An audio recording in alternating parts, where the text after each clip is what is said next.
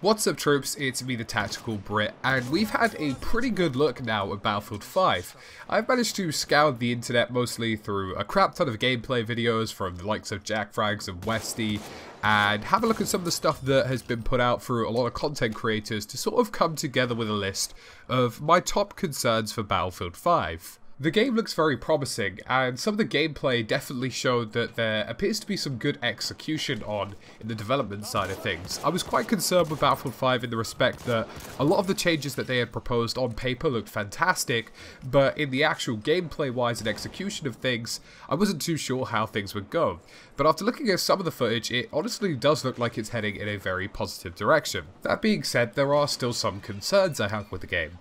So the first one isn't necessarily gameplay orientated, but it's definitely something that I feel is critically important to Battlefield 5's future and its survival in the franchise, and that is RSP.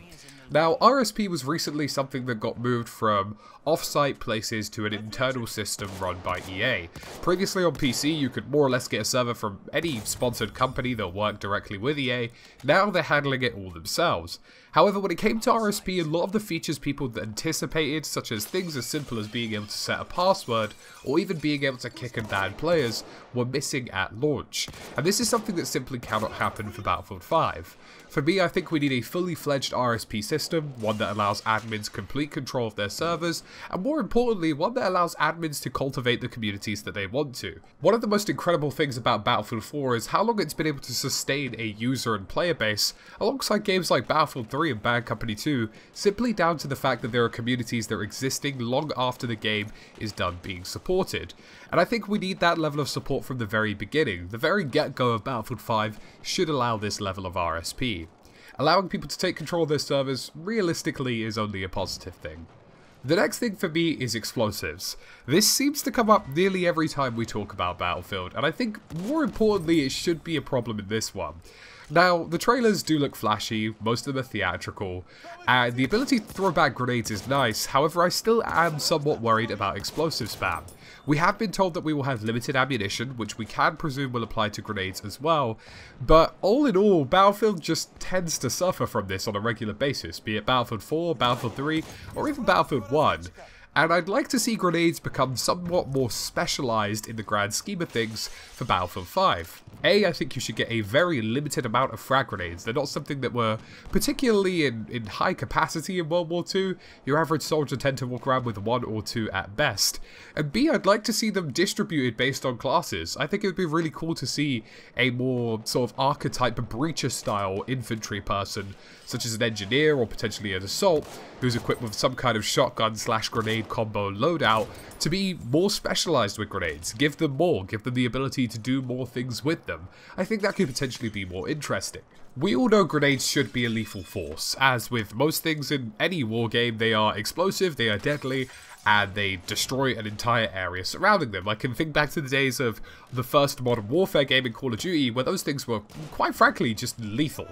And I'd like to see them be as lethal as they are in some games, but simply just scaled back. We should have less of them, and they should be more tactically used and more intelligently used in the game. The third concern with me actually ties into the explosives, and that is to do with the shockwave effect. Now, we've seen with things like the V1 rocket calling that certain explosives in the game can actually cause your character to physically fall over. Now, this is pretty cool. I think it adds a very interesting, immersive cinematic style to the game, but at the same time, I think this could become very tricky. So, for example, how would it be easy to differentiate what explosive could knock you back in comparison with which ones wouldn't? And how would you be able to tell what the rough blast radius is of these things? And more importantly, you know, if one of these explosives goes off, how long are you going to be on the ground for? Are you simply going to be fishing the barrel for somebody to shoot at you? Or, you know, will you have some kind of ability to move or get into some form of cover?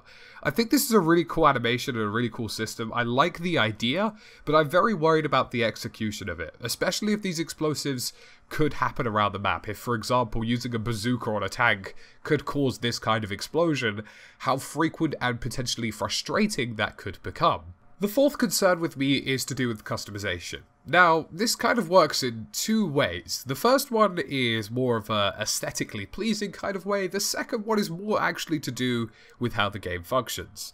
So, first and foremost, I'm all here for customization. This is something I've been begging for in Battlefield since I started it, since Bad Company 2, since Battlefield 3. It's just been something that I felt could be so good and so brilliant in the game, and I'm really excited to see it come to Battlefield 5.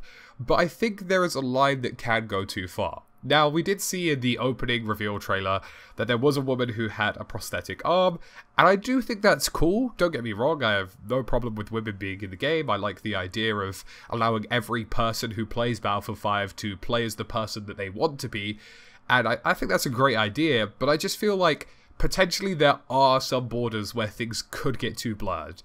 Like, we don't want to see bright colors, we don't want to see things get too ridiculous, we don't want to see, you know, Fortnite-style aesthetics in a game like Battlefield. And, you know, I don't think that's necessarily a real criticism of the game thus far, because we really don't know what is to come.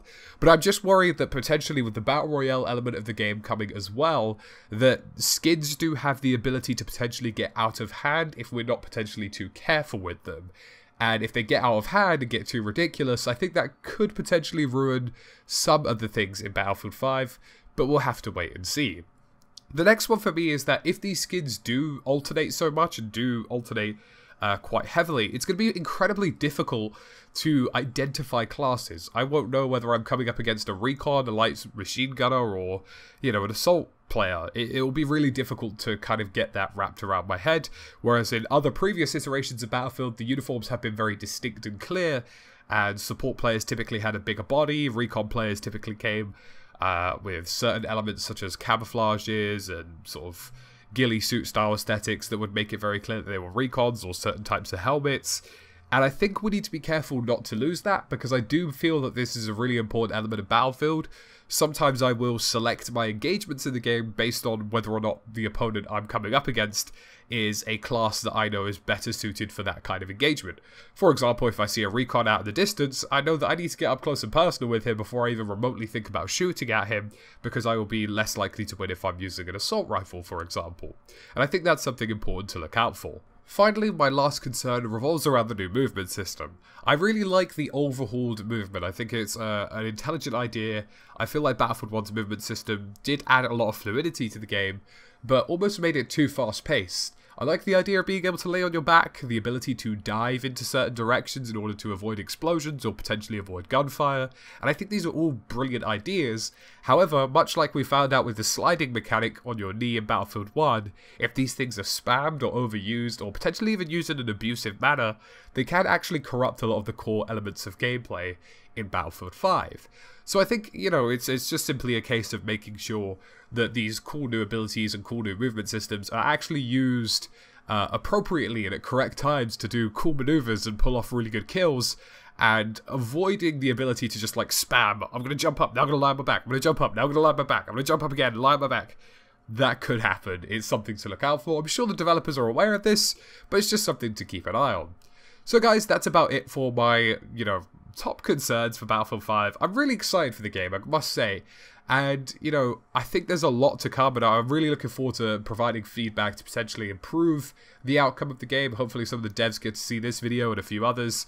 And yeah, with a bit of luck, we'll have a cracking game coming our way in October. That's it for me today, TheTacticalBrit. As always, folks, thank you for watching, and I'll catch you again soon in another video.